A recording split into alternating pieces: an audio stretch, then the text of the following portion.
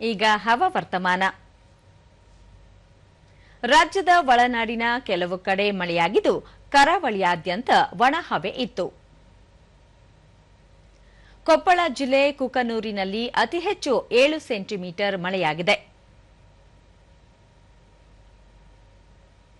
ಉಳಿದಂತೆ ಗುರುಮಿಟ್ಕಲ್ 5, ಸರಗೂರು 4, ದಾವಣಗೆರೆ 2, ಸೈದಾಪುರ, ಗುಬ್ಬಿ, ಎಚ್ಡಿ ಕೋಟೆ, ಮೂರ್ನಾಡು, ಬೆಂಗಳೂರಿನಲ್ಲಿ 1 ಸೆಂಟಿಮೀಟರ್ ಮಳೆಯಾಗಿದೆ. ಕಲಬುರಗಿಯಲ್ಲಿ ಗರಿಷ್ಠ 41 ಡಿಗ್ರಿ ಸೆಲ್ಸಿಯಸ್ ತಾಪಮಾನ ದಾಖಲು. ಮುನ್ಸೂಚನೆಯಂತೆ ರಾಜ್ಯದಲ್ಲಿ ಮುಂದಿನ 7 ದಿನಗಳ ಕಾಲ ಹಲವೆಡೆ ಹಗುರದಿಂದ ಗುಡುಗು ಸಹಿತ ಮಳೆ ಸಾಧ್ಯತೆ.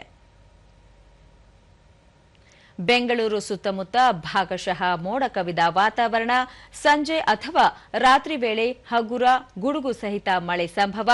ಗರಿಷ್ಠ 33, ಕನಿಷ್ಠ 23 ಡಿಗ್ರಿ ಸೆಲ್ಸಿಯಸ್ ತಾಪಮಾನ ದಾಖಲು ಸಾಧ್ಯತೆ.